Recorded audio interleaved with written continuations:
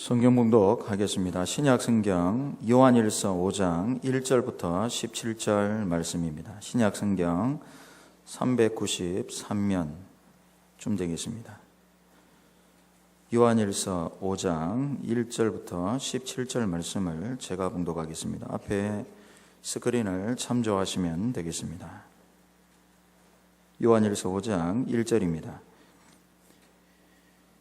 예수께서 그리스도이심을 믿는 자마다 하나님께로부터 난 자니 또한 낳으신 이를 사랑하는 자마다 그에게서 난 자를 사랑하느니라.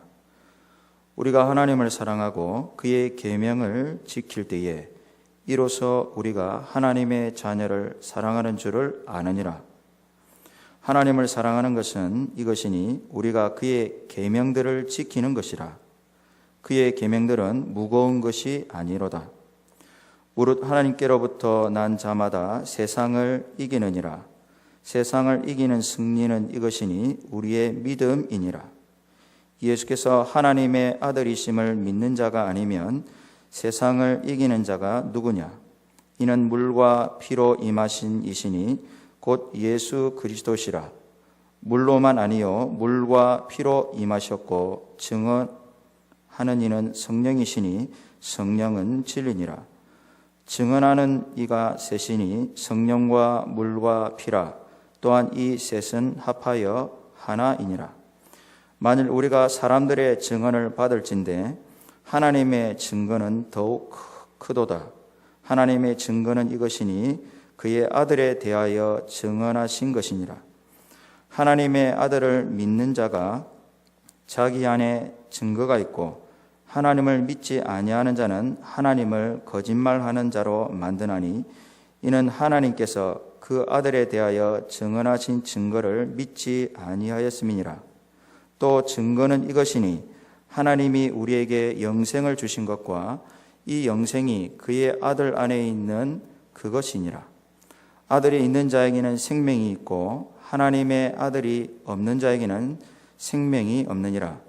내가 하나님의 아들의 이름을 믿는 너희에게 이것을 쓰는 것은 너희로 하여금 너희에게 영생이 있음을 알게 하려 함이라. 그를 향하여 우리가 가진 바 담대함이 이것이니 그의 뜻대로 무엇을 구하면 들으심이라. 우리가 무엇이든지 구하는 바를 들으시는 줄을 안즉 우리가 그에게 구한 그것을 얻은 줄을 또한 아느니라. 누구든지 형제가 사망에 이르지 아니하는 죄 범하는 것을 보거든 구하라. 그리하면 사망에 이르지 아니하는 범죄자들을 위하여 그에게 생명을 주시리라. 사망에 이르는 죄가 있으니 이에 관하여 나는 구하라 하지 않노라. 모든 불의가 죄로 돼 사망에 이르지 아니하는 죄도 있도다. 아멘. 목사님 나오셔서 하나님 말씀 선포하시겠습니다. 그럼 신자는 누구인가? 이 질문은 늘 우리 자신을 성찰하면서 던져야 할 질문입니다. 왜냐하면 이 질문이 왜 중요하냐니까요. 마귀도 나름대로 믿음을 갖고 있습니다. 야고보서 말씀 보니까 귀신들도 하나님이 한 분이심을 믿기도 하고 두려워 뜬다고 그랬습니다. 신자가 어떤 사람인가? 믿음을 가진 자다. 믿을 신 놈자자니까요. 믿는 사람이다. 이게 신자인데요. 그 뭘 믿는가? 하나님 한 분이심을 믿는다. 하나님 살아계신다. 하나님께서 한 분이시다. 이 믿음 정도는 귀신도 갖고 있다는 것이죠. 여기에 만족하면 안 됩니다. 귀신도 하나님 살아계시고 하나님 한 분이심을 믿고 심지어 두려워하기도 하고 떨기도 합니다. 그렇다면 신자는 어떤 사람이 어떤 믿음을 가진 사람입니까? 오늘 말씀 보니까 예수께서 그리스도이심을 믿는 자가 바로 신자죠. 예수께서 하나님의 아들이심을 믿는 자가 바로 신자인 것입니다. 성경 말씀 볼까요? 1절을 읽어보겠습니다. 1절입니다. 예수께서 그리스도이심을 믿는 자마다. 5절입니다. 예수께서 하나님의 아들이심을 믿는 자가 아니면. 10절입니다. 하나님의 아들을 믿는 자는. 12절에 아들이 있는 자에게는. 13절입니다. 내가 하나님의 아들의 이름을 믿는 너희에게 이것을 쓰는 것은. 이와 같이 예수님이 누구신가? 그냥 하나님이 한 분이시다. 하나님 살아계신다. 이 막연하게 인도 같으면 다른 종교에도 인도 믿음이 있고요. 귀신도 이 믿음 갖고 있습니다. 우리 기독교의 가장 핵심적인 믿음은 예수님이 누구신가? 예수님이 그리스도신가? 예수님이 나의 구세주신가? 예수님은 하나님께서 보내신 하나님의 아들이신가? 이걸 믿는 믿음이 있어야 진정한 믿음의 그 핵심을 갖추었다 말할 수 있겠습니다. 결국에는 예수님이 나에게 어떤 분인가? 예수님께서 우리에게 어떤 분이신가? 이걸 정확하게 믿고 의지하는 것이죠. 예수님이 그리스도시고 예수님이 하나님의 아들이시고 그래서 아들 있는 자인가? 하나님의 아들이신 그 예수님이 나에게 있는가? 그런 자에게 영생이 있고 그런 자에게 생명이 있고 그런 자가 세상을 이기고 그런 자가 하나님께로 난 자이고 이렇게 우리에게 말씀해 주고 있습니다. 그런데 여러분 오늘 여기 말씀 보니까 예수께서 그리스도시고 예수께서 하나님의 아들이심을 믿는 자가 또 어떤 자인지 우리에게 오늘 성경에서 특별히 강조하는 내용이 있거든요. 그게 바로 오늘 설교 제목인데요. 하나님께서 난 자입니까? 예수님께서 그리스도시고 예수님께서 하나님의 아들이심을 믿는 자는 곧 하나님께서 난 자이다. 그렇게 말합니다. 하나님께서 난 자란 말은 무슨 말일까요? 하나님이 아버지시고 그는 하나님의 자녀가 되었다는 말이 되겠죠. 1절을 제가 다시 읽어볼까요? 1절 읽어보겠습니다. 예수께서 그리스도심을 믿는 자마다 하나님께로서 난 자니. 또 4절 말씀 보겠습니다. 4절입니다. 물은 하나님께로부터 난 자마다 세상을 이기느니라. 세상을 이기는 성령이 것이니 우리의 믿음이니라. 18절, 우리 18절 읽지 못했지만 18절을 읽어보면요. 하나님께로부터 난 자는 다 범죄하지 아니하는 줄을 우리가 아노라. 오늘 성경 이 요한일서 5장 말씀 보니까 예수께서 그리스도심을 믿는 자, 예수께서 하나님의 아들이심을 믿는 자는 다른 사람이 아니고 하나님께로서 난 자이다. 하나님의 자녀란 말이죠. 하나님을 아버지로 믿는 하나님의 자녀라는 것을 이렇게 또 우리에게 설명해 주고 있습니다. 이게 기독교의 가장 중요한 그 믿음의 요체를 할 수 있겠죠. 그렇다 여러분들 하나님께서 난 자가 어떤 자일까? 계속 꼬리를 물고 우리에게 지금 질문을 던지고 있습니다. 요한일서 5장은 우리에게 이런 복음을 잘 설명해 주고 있거든요. 많은 사람들이 그렇게 생각합니다. 이거 예수님만 믿으면 되지. 그래 복잡하게 이렇게 하나님 한 분이시면 믿으면 되지. 예수께서 그리스도이시 믿으면 되지. 뭐 거기서도 하나님께서 난 자이고 또 하나님께 난 자가 어떤 자인지 알아야 되는가? 알아야 됩니다, 여러분들. 우리 한국교회 문제는 우리 모든 문제는 뭐냐니까 너무 쉽게 믿음을 너무 값싸게 믿는 거예요. 싸구려 믿음으로 우리가 그렇게 우리 자신이 믿을 이 귀하고 보배로운 믿음을 싸구려 취급하는 거예요. 너무 피상적으로 믿는 거예요. 그래서 부자 청년 기억하셔요? 부자 청년이 예수님께 나왔습니다. 영생 얻기 위해서 예수님께 질문했죠. 영생 얻기 위해서 뭘 해야 합니까? 그래서 우리 예수님께서 말씀하셨죠. 모든 계명을 다 그렇게 율법에 뭐라 기록되어 있느냐 그렇게 말씀하셨고 청년이 말하죠. 내가 어려서부터 다 지켰습니다. 그렇게 말했습니다. 이 청년은 영생 얻기에 자신은 만점인 줄 알았어요. 만점. 100점인 줄 알았죠.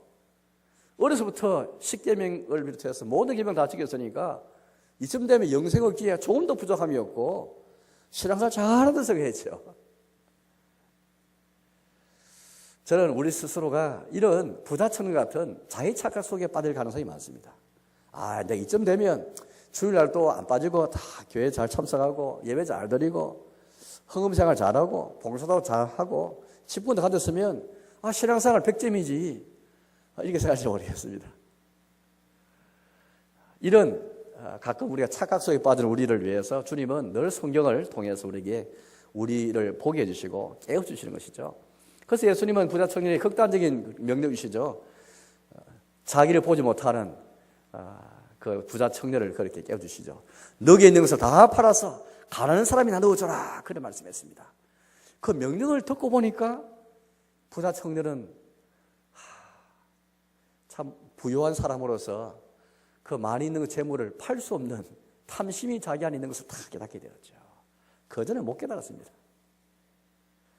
쉽게 말하면 눈에 보이는 여자적으로 문자적으로 계명은 다 지키고 생겼는데 뜻밖의 자기 마음 한켠에 깊이 숨겨 있는 예수님이 재물을 팔아서 가난한 나눠주라라는 이 말씀을 지킬 수 없는 탐심으로 가득한 자신을 보게 된 것이죠. 근심하면서 예수를 떠나버렸잖아요. 혹시 여러분 스스로 내 자신이 신앙생활에서 나는 100점이다, 90점이다, 80점이다 그렇게 상위 점수를 혹시 줄 수 있을지 모르겠습니다. 그렇다 할지라도 오늘 우리는 이 말씀을 통해서 예수께서 그리스도이심을 믿는 자가, 예수께서 하나님 말씀을 믿는 자가 곧 하나님께서 난 자인데 하나님께서 난 자는 어떤 자인가, 그걸 우리 함께 오늘 말씀을 통해서 우리 자신이 한번 돌아봐야 되겠습니다. 첫째, 예수께서 그리스도이심을 믿는 자가 곧 하나님께서 난 자인데요, 하나님께서 우리 아버지 되시고 우리는 하나님 자녀가 됐다는 말인데 곧 그가 어떤 사람일까? 그럼 제가 1절을 다시 보겠습니다. 오늘 1절을 여러분 읽었는데요, 1절을 읽어보겠습니다. 예수께서 그리스도이심을 믿는 자마다 하나님께로부터 난 자니 또한 낳으신 이를 사랑하는 자마다 그에게서 난 자를 사랑하느니라. 이게 무슨 말입니까? 하나님께서 난 자는 다른 말로 말하면은 낳으신 이를 사랑하는 자죠. 낳으신 이. 낳으신 이 누굽니까? 예, 하나님이시죠. 하나님께서 우리를 낳으셨잖아요. 그러니까 하나님께서 난 자는 하나님께서 난 자라고 말하고 있는데 우리 신자를 가리켜서 예수가 그리스도시요, 예수가 하나님의 아들이신 믿는 자는 곧 하나님께서 난 하나님의 자녀란 말인데, 그럼 그를 낳으신 이는 다른 말로 하면 하나님이시란 말이죠. 당연히 하나님의 자녀는 그를 낳으신 이 하나님을 사랑하는 자이죠. 그런데 여기서 그치지 않습니다. 그 다음 말씀 보니까 그에게서 난 자를 사랑하느니라. 또 2절과 3절, 4절, 2절, 3절을 또 읽어보겠습니다. 2절, 3절인데요. 우리가 하나님을 사랑하고 그의 계명을 지킬 때에 이로써 우리가 하나님의 자녀를 사랑하는 줄을 아느니라. 하나님을 사랑하는 것은 이것이니 우리가 그의 계명들을 지키는 것이라. 그의 계명들은 무거운 것이 아니로다. 제가 이 말씀 정리해 보겠습니다. 다시 말하면 하나님께서 난 자가 곧 이게 진짜 신자인데요, 이게 예수님이 그리스도시고 예수님이 하나님 아버지 믿는 자가 민자 말할 수 있겠는데, 하나님께 난 자는 첫째는 그를 낳으신 주님을 사랑하는 자입니다.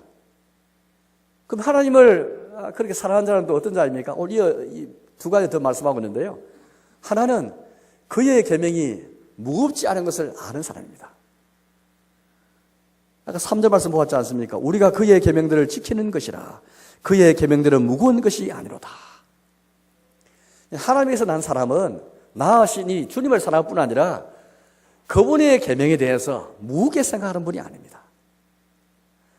왜 무겁지 않습니까? 나를 낳으신 하나님의 계명이니까요. 성경 말씀 이게 하나님의 계명인데, 하나님의 계명을 대할 때는 어떻습니까? 야, 내가 너무 버겁다.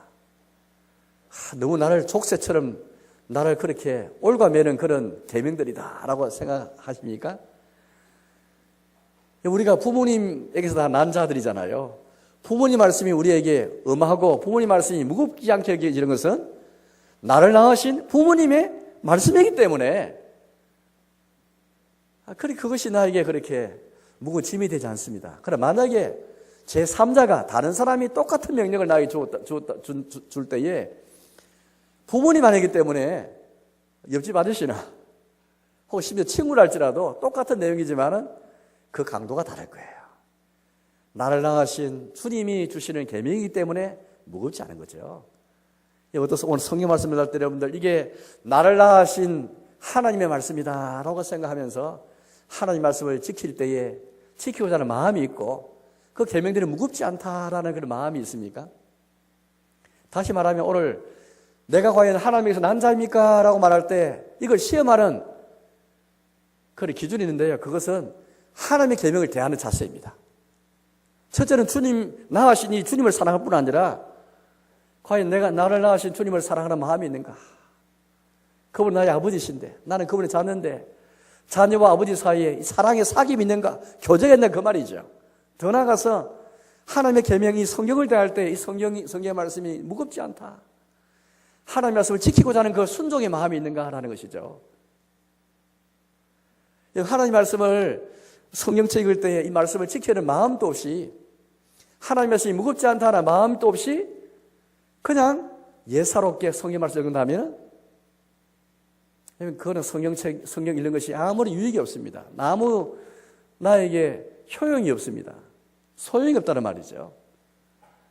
우리 사무엘상 15장 말씀 보니까 사울이 그렇게 하나님의 제사를 드렸지만은 그런 순종하지 아니했죠. 그래서 그 문맥에서 우리 주님께서 뭐라 말씀했습니까? 예, 순종하는 것이 제사보다 낫다. 그렇게 말씀했습니다. 다시 말하면 오늘 우리가 예배드려 왔잖아요. 예배드려 오면서 하나님 말씀을 잘 듣기를 원하고 주의 말씀을 무슨 말씀인가 내가 잘 지키겠습니다 하는 순종의 마음도 없이 예배드리면 그 예배는 헛것이란 말이죠. 설교를 들으면서 하나님의 말씀을 행하라는 그런 의지와 결단과 마음도 없이 하나님의 말씀을 듣기만 하고 설교만 듣는다면 그 설교 듣는 것은 아무런 소용이 없다는 말씀이죠. 야고보서 1장 말씀 보면 이런 말씀이 있습니다. 너희는 말씀을 행하는 자가 되고 듣기만 하여 자신을 속이는 자가 되지 말라. 듣기만 하는 자들이 우리 가운데 많은 것입니다.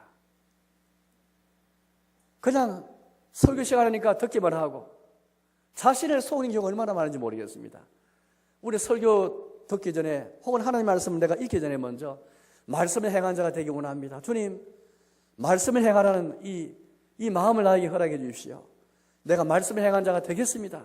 이런 각오를 가지고 성경책 읽고 하나님의 계명을 대하고 설교를 대할 텐데 듣기만 하는 이런 자세를 가지고서는 결코 설교가 유익이 없고 성경에 유익이 없는 것입니다.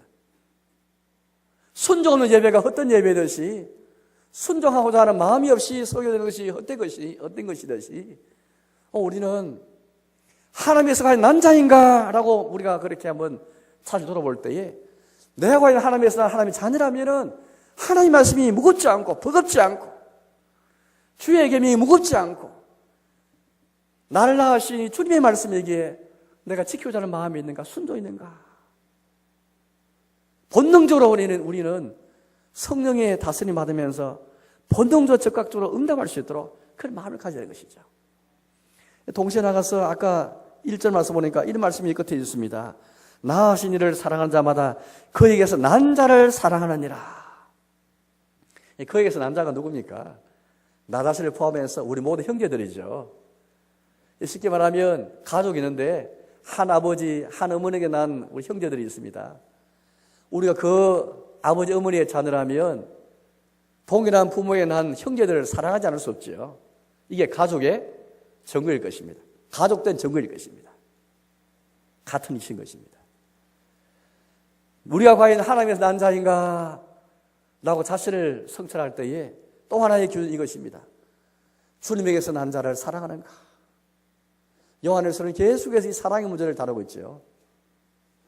오늘 성경 말씀은 또 다른 각도에서 우리가 나으신 이 하나님을 사랑한다면은 그에게서 난 자를 또한 사랑하는가?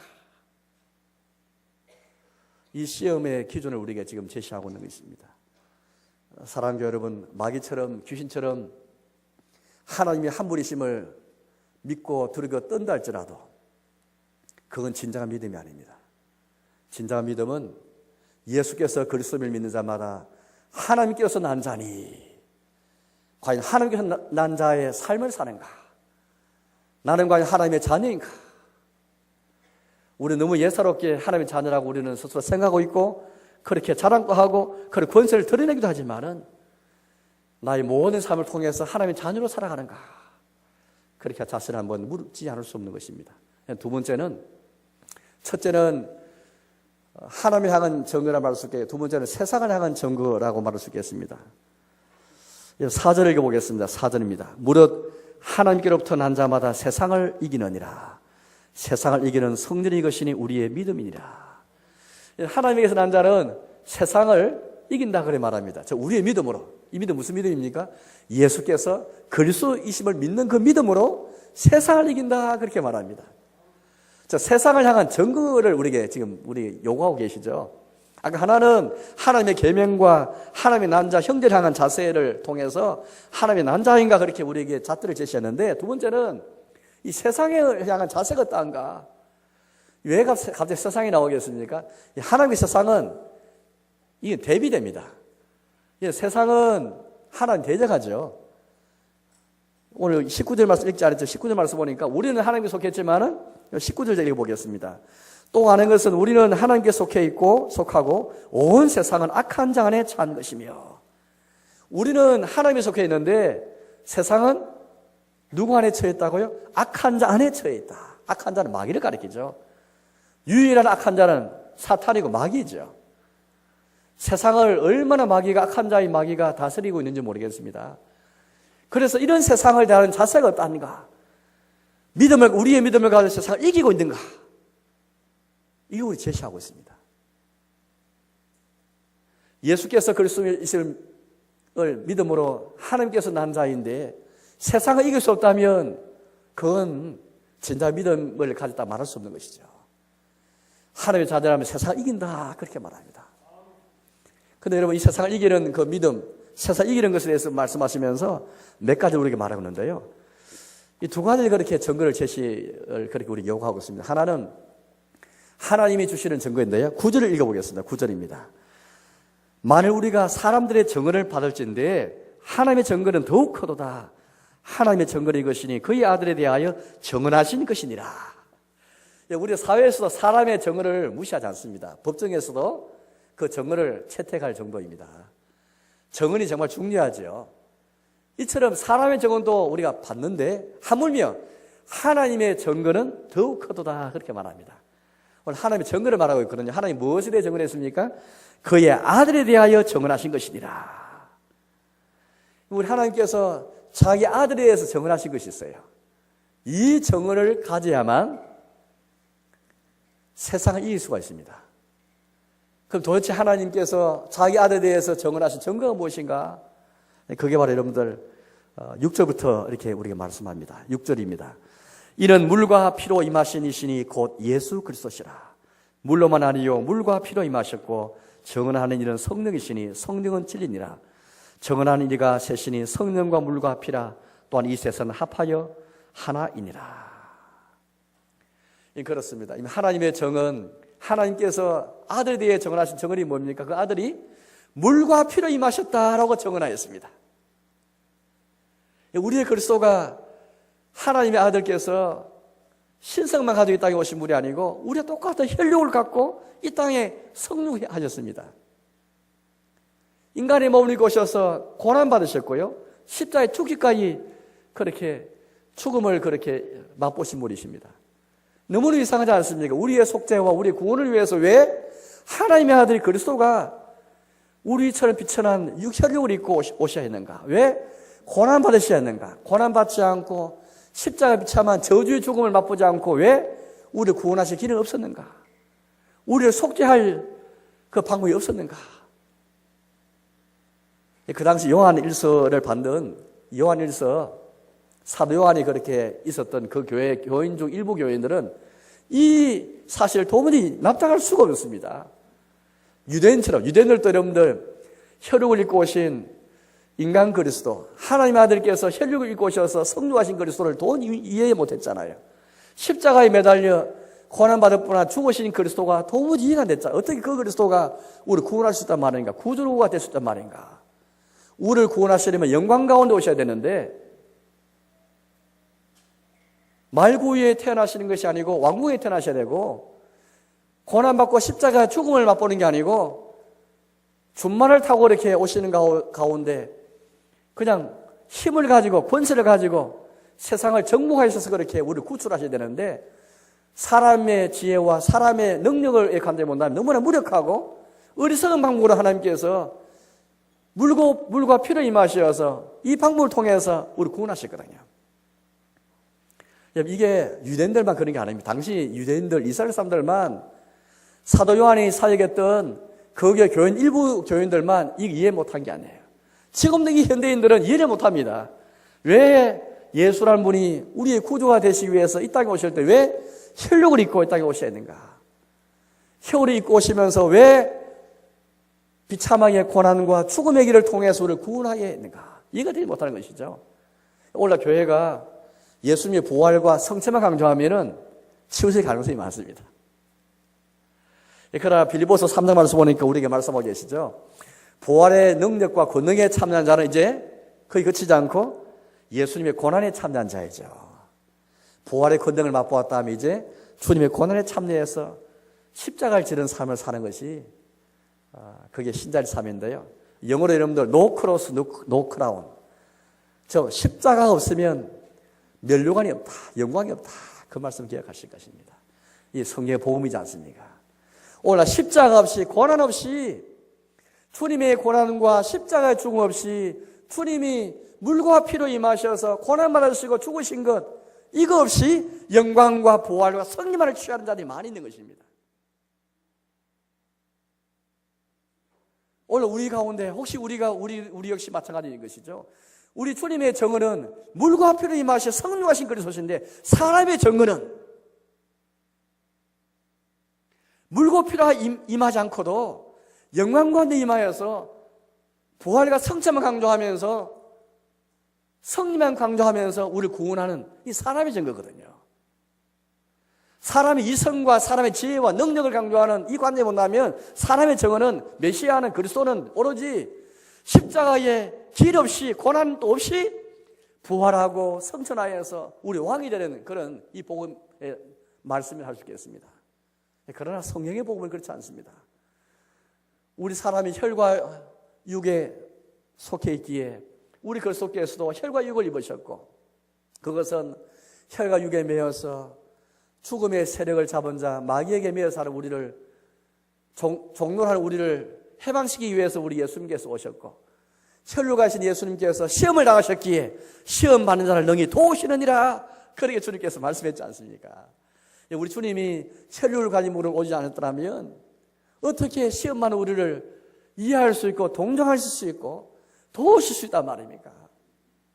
어떻게 죽음의 세력에 매여서 종로하는 우리의 이 심정을 우리의 인간의 고통 어떻게 아실 수 있단 말입니까? 예수께서 혈육을 입고 오셔서 고난 받으시고 십자가에 죽으시는 말미암아 시험 받으시는 말미암아 시험 받는 자를 이해하시고 동정하시고 도우시고 따라서 하나님의 증거 물과 피를 임하신 그리스도 이 믿음이 아니고는 하나님의 증거를 받아서 이 그리스도를 믿지 않으면 세상에 이길 수 없는 것이죠. 즉 주님의 십자가 없이 주님의 고난과 십자가 죽음 없이 우리는 부활만을 가지고 결국 세상에 이길 수가 없습니다. 하나님의 증거를 받아야 되는 것이다. 세상 증거가 아니고 사람의 증거가 아니고 하나님의 증거를 받아야 되는 것입니다. 그러나 요한일서 이 성경을 받는 사도 요한이 사는 그 교회 일부 교인들은 사람의 증거에도 귀를 기울이고 하나님의 증거에 귀를 기울이지 못하고 있습니다. 물과 피로 임하신 그리스도 그의 아들 되어야 하나님 정하신 정은 이 증거를 받아야만 세상에 이길 수 있는 것이죠. 그리고 더 나아가서 또 다른 증거를 우리 요구하고 있습니다. 바로 그것은 이렇게 우리 말씀하시는데요. 10절에 보겠습니다. 10절입니다. 하나님의 아들을 믿는 자는 자기 안에 증거가 있고 하나님을 믿지 않는 자는 하나님의 거짓말하는 자로 만드나 이는 하나님께서 그 아들에 대하여 정언하신 증거를 믿지 아니하였습니다. 하나님이 정언하신 그 증거를 믿는 자에게는 성령님께서 우리 각자 안에 또 다른 증거를 주셔요. 그게 10절 말씀입니다. 하나님의 아들을 믿는 자는 자기 안에 증거가 있고 앞에 우리 말한 그 증거는 하나님께서 객관적으로 누구 앞에 대해서도 객관적으로 아들에 대해 정언한 증거인데 이 두 번째 증거는 성령님이 우리 안에 주관적으로 개인적으로 주시는 증거인 것이죠. 하나님의 증거를 받은 자에게 주시는 그 증거 성령님 주시는 각자는 주시는 증거를 말하고 있습니다. 그게 뭡니까? 11절입니다. 또 증거는 이것이 하나님이 우리에게 영생을 주신 것과 생명이 그의 아들에 있는 그것입니다. 성령님이 주시는 증거가 무엇입니까? 아들을 믿는 우리에게 하나님의 증거를 받은 자에게 주시는 증거 뭐냐 하니까 우리 안에 영생이 있는 것, 우리 안에 생명이 있는 것, 이걸 성령님이 증거하고 계시다는 것이죠. 이 생명이 어떤 것입니까, 여러분들? 이 영생이 무엇입니까? 이게 천국 백성의 삶을 가리키는 중요한 표현이 바로 이것입니다. 이제 우리는 천국에서 이 영생 생을 누릴 터인데 놀랍게도 여러분들 우리의 복음은 이것이잖아요. 우리가 죽어서 비로소 이 영생과 생명을 누리는 게 아니고 이미 이 땅에서부터 하나님의 아들 믿는 자에게, 하나님에게 난 자에게, 하나님의 아들에 대하여 정언하신 하나님의 증거를 받고 믿는 자에게, 자, 아들이 있는 자에게 생명을 주시는 성령께서 정언하신 증거를 자기 안에 가진 자인 것입니다. 여러분, 과연 하나님에서 난 자로서 내 안에 영생이 있음을 내가 여러분 확신하고 있습니까? 나에게 생명이 있습니까? 천국의 생명, 신령한 생명, 천상의 생명이 나에게 있습니까? 근데 일반 자연인으로서 가지는 그 생명이 아니고, 동물로서 가지는 생명이 아니고, 하나님의 자녀로서 가지는 생명, 우리가 부모님에 태어나서 부모님의 생명을 이어받았듯이 나를 낳으신 이 하나님의 생명이 내 안에 있어서 그 생명이 내 안에서 꿈틀거리고 약동거리고 있습니까? 성령이 내 안에 주신 증거입니다. 죽어서 비로소 얻는 생명이 아니고 지금 여기서부터 시작되는 영생이죠. 성경의 복음은 이것입니다. 영생은 지금 여기서 영생이 시작되어지고요, 천국은 지금 여기서부터 시작되는 것입니다. 하나님 나라는 죽었으면 다 들어가는, 입성하는 곳이 아니고요, 이미 이 땅에서부터 예수 안에 있는 자에게, 하나님에서 난 자에게 이미 시작되어지고 이미 맛볼 수 있고 누릴 수 있고 내가 경험할 수 있는 그 나라이고 그 복음의 권세이고 그 영생과 생명인 것이죠. 참 놀라운 복음을 우리에게 지금 말하고 있습니다. 아들이 있는 자에게는 12절입니다. 아들이 있는 자에게는 생명이 있고 하나님의 아들이 없는 자에게는 생명이 없느니라. 또 이 생명이 무엇일까? 이건 사람 부모님에게서 얻는 생명이 아닙니다. 부모님의 생명을 얻을 수 있다면 우리 두 번째 출생할 필요 없죠. 중생이 필요 없죠. 거듭남이 필요 없습니다. 우리 기독교는 제2의 출생을 강조하지 않습니까? 부모님이 태어난 것이 제1의 출생이라면 제2의 출생을 강조하는 것인데 이 생명 때문이죠. 주님에게서 나지 아니하면 이 생명을 얻을 수 없는 것입니다. 아들 안에 아들이 없는 자에게는 이 생명이 없다 그렇게 말씀하십니다. 이 생명은 죽어서 비로소 시작되는 그 영생 생명이 아니고 지금 여기서부터 내가 어떤 자리에 있든지 어떤 피든 간에 내가 아무리 괴로움과 근심과 걱정과 두려움이 엄습하는 삶을 산다 할지라도 이 생명이 지금부터 내가 누릴 수 있고 맛보는 것인가? 성령님께서 내 안에 주신 증거라는 것이죠. 물과 피를 임하신 하나님의 아들에 대해서 정언하신 주님의 증거를 받는 자에게, 믿는 자에게 성령께서 이 증거를 주시는 것이죠. 아들인 자에게 영생이 있다.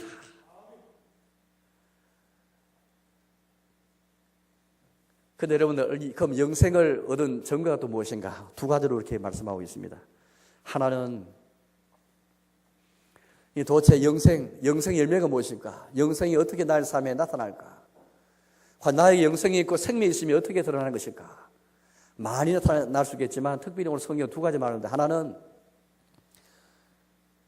기도입니다. 어쩌면 이 기도가 하나로 말할 수 있겠는데요, 그러나 두 가지를 말해본다면 바로 이것입니다. 13절, 14절, 15절 말씀 제가 읽어보겠습니다. 13절입니다. 내가 하나님의 아들을 이름을 믿는 너희에게 이것을 쓰는 것은 너희로 하여금 너희에게 영생이 있음을 알게 하려 함이라. 그를 향하여 우리가 가진 바 담대함이 이것이니 그의 뜻대로 무엇을 구하면 들으심이라. 우리가 무엇이든지 구하는 바를 들으시는 줄을 안즉 우리가 그에게서 구한 그것을 얻는 줄을 또한 아느니라. 13절은 영생이 있음을 확신시키기 위해서 이거 쓰고 있다 그렇게 사도 요한이 말하고 있습니다. 그 영생을 다루면서 곧장 이어서 우리의 기도를 말하고 있습니다. 나의 영생에 있는 증거가 무엇인가? 그것은 주님과 관계입니다. 주님과 관계에서 내가 주의 뜻대로 무엇든지 구하면은, 내 뜻이 아니고 주의 뜻대로만 무엇이든 구하면은 반드시 하나님이 들으신다. 이 담대함이 있는가라는 것입니다. 이 담대함은 확신하는 말과 똑같다고 말씀드렸죠. 내가 주의 뜻대로 무엇이든지 구하기만 하면 하나님 들으신다. 이 확신이 있는가? 주님과 관계에서 확신이 있어야, 여러분들 담답이 있어야 이거가 세상을 이길 수가 있습니다. 아까 우리 봤잖아요. 세상을 향한 자세, 예수가 그리스도시요, 예수가 하나님 아버지를 믿는 그 믿음으로서 이긴다 했는데, 두 가지는 하나님의 증거를 받아야 되는데, 물과 피를 임하신 하나님 증거를 받아야 십자가의 죽으신 그 그리스도, 이 하나님의 이 증거를 받아야 이거 이길 수 있고, 두 번째는 영생의 증거인데요, 성령 주시는 영생의 증거, 무엇보다 하나님의 관계 속에서 내가 그의 뜻대로 무엇을 구하기만 하면은, 저 내 뜻이 아니라 그의 뜻대로 무엇을 구하기만 하면 분명히 하나님 들으신다. 이 담대한 확신, 주님과 관계에서 여러분들 내가 주를 향한 이 확신과 담대함이 없으면 세상에 이길 수가 없습니다. 여러분, 주님을 향해서 어떤 확신이 있습니까?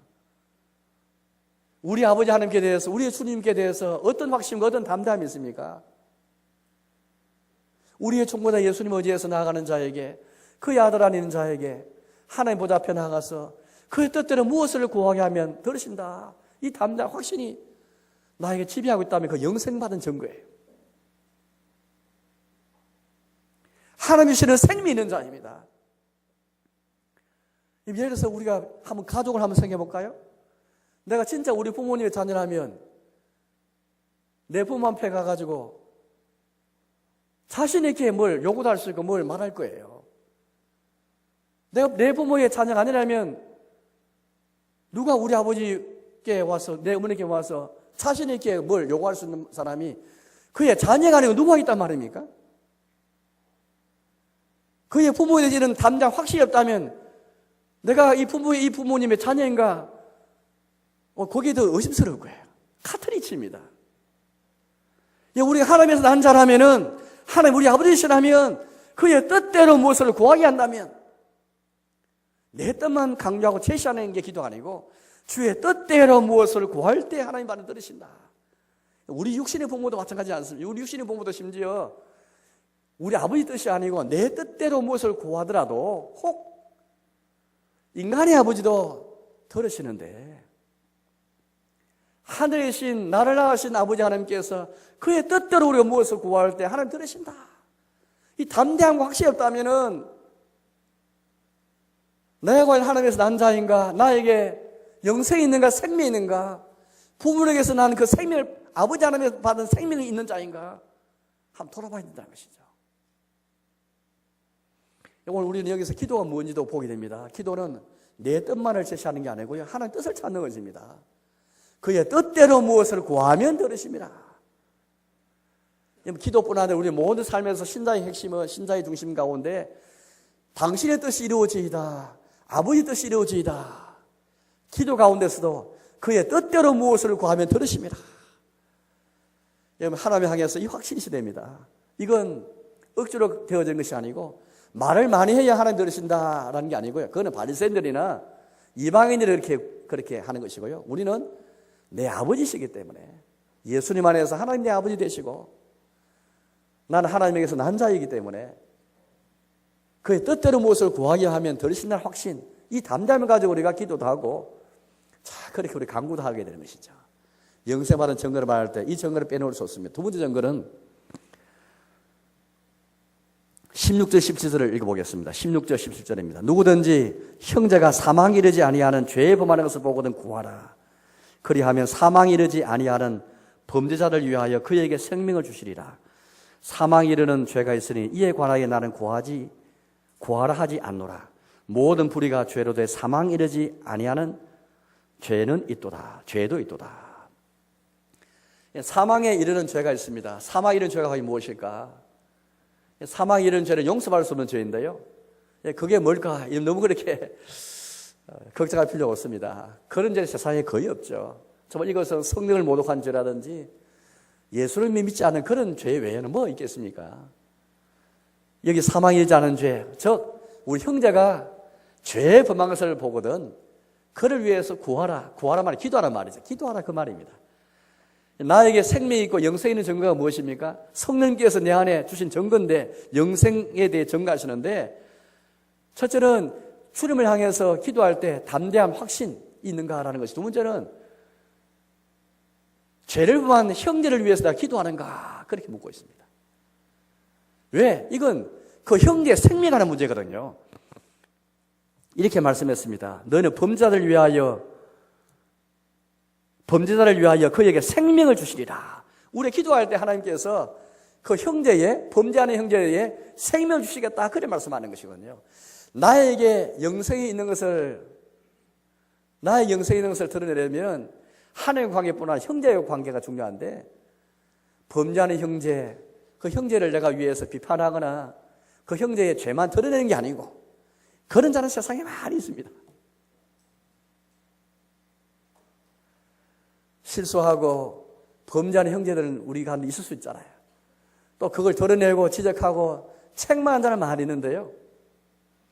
범죄하는 형제를 위해서 그 형제에게 내가 기도할 때 하나님께서 생명을 주시리라. 이 믿음을 가지고 나 형제 비록 죄는 지은 그 형제지만 형제 생명을 위해서 내가 기도한다면 그게 나의 영생에 있는 증거라는 것이죠. 왜? 그 형제가 어떤 형제입니까? 함께 한 부모에서 난 나의 형제이기 때문이죠. 한 부모에서 난 자녀라면 같은 부모에 난 자녀를 사랑하는 것이 아까 우리 1절 말씀 보았지 않습니까? 낳으신 이를 사랑한 자마다 그에서 난 자를 사랑하느니라. 그의 난 자 형제가 설사 범죄하다 할지라도 형의 죄를 드러내고 척해고 덜쳐내고 그건 형제 자체가 아니잖아요. 여러분 가족 가운데 내 동생이나 형님이 죄를 지었을 때 자꾸 덜쳐내고 비판만 하는 사람이 있습니까?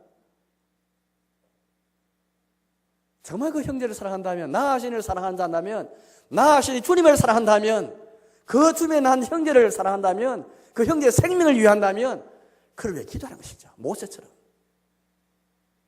이 모세가 어떻게 했습니까? 그렇게 하나님을 배역하고 심지어 자기 자신에게도 그렇게 배역하는 이스라엘 백성을 향해서 하나님이 진노하실 때 그거 어떻게 했습니까? 좋다면서 모세가 그렇게 방관했습니다. 그렇지 않죠. 자기의 문제인 줄 알고 자기의 생명을 내놓고 주님 앞에 기도했지 않습니까? 우리에게 모세와 같은 그런 자가 필요한 것이죠. 범죄한 형제의 생명을 위해서 그에게 생명을 주시리라 이 약속의 말씀 가지고 범죄 형제를 위해서 기도하는 이게 나 자신이 주님을 사랑하는 길인 것이죠. 교회는 이런 사망에 이르는 냄새가 풍겨나는 곳이 아니고 사람이 사람을 살리는 하나님의 생명을 주시리라 그 약속을 믿고 생명에 이르는 향기를 많이 나타내는 곳이 바로 교회입니다. 저 교회는 사람을 살리는 곳이죠. 죄인들이 회개하고 죄인들이 살고 아무리 흉악한 죄를 지었다 할지라도 회개한 자에게 죄 사함을 약속하시고 살리는 곳이 바로 교회인 것입니다. 생명의 복음을 가졌잖아요. 우리 예수님께서 요한복음 10장에서 나는 선한 목자라 말씀하시면서 목자인 자신이 양들에게 생명을 주기 위해 왔다. 이 생명을 더 풍성히 주기 위해 왔다 말씀하시면서 도둑과 사꾼과 그렇게 비교하셨죠. 사꾼은 어떤 사람 사꾼이었습니까? 사꾼은 목자가 아니었죠. 양도 자기 양도 아닙니다. 그래서 이리가 오면 도망가 버리죠. 양들 돌보지 않죠. 양들 위해 목숨 버리지 않습니다. 도망가 버립니다. 이 사꾼입니다. 또 주님이 도둑과 비교하셨죠. 도둑은 생명을 주기 위한 선한 목자 예수님과 전혀 달리 도둑질하고 빼앗고 파괴하고 멸망시키기 위해서 오는 게 도둑입니다. 여러분 우리는 우리 모든 다 함께 선한 목자 예수님의 마음을 가지고 사람을 살리고 혹시 나의 형제가 죄를 범했다 할지라도 그를 위해서 기도하는 가운데 하나님께서 그에게 생명을 주시리라 이 믿음을 가지고 죄를 덜쳐내고 이런 자가 아니고 사무엘상 23장이든가요. 거기 보면은 에돔 사람 도액이 나옵니다. 이 도액은 우연히 그렇게 아히멜렉 제사장 그렇게 이제 성막에 갔을 때였는데 마침 그 목격하였죠. 다윗이 사울 왕을 그렇게 피해서 아히멜렉에 와서 골리앗의 칼도 받아가고 또 아히멜렉 제사장이 그에게 떡도 주고 기도도 그렇게 해준 것을 보았습니다. 에돔 도액이 이제 이걸 누구에 알립니까? 사울 왕이 알리죠. 마침 사울 왕은 다윗을 쫓는 형편이셨잖아요. 여러분 제가 대교리문답 제9계명을 했어라는 대교리문답 보니까 거리증 가는 것이 무엇인가라고 말하면서 여러 가운데 하나를 때에 맞지 않게 진실을 말하는 것도 거리증하는 것이다 라고 말하면서 에돔 사람 도액을 그렇게 예로 제시했습니다.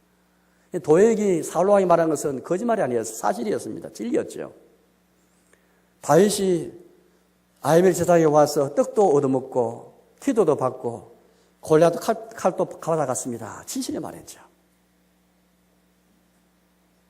에르나 도액이 거짓말한 것이 없습니다. 과장도 하지 않았습니다. 그러나 이 대교문답은 그가 거짓 증가했다 그렇게 말했죠. 왜 그렇겠습니까?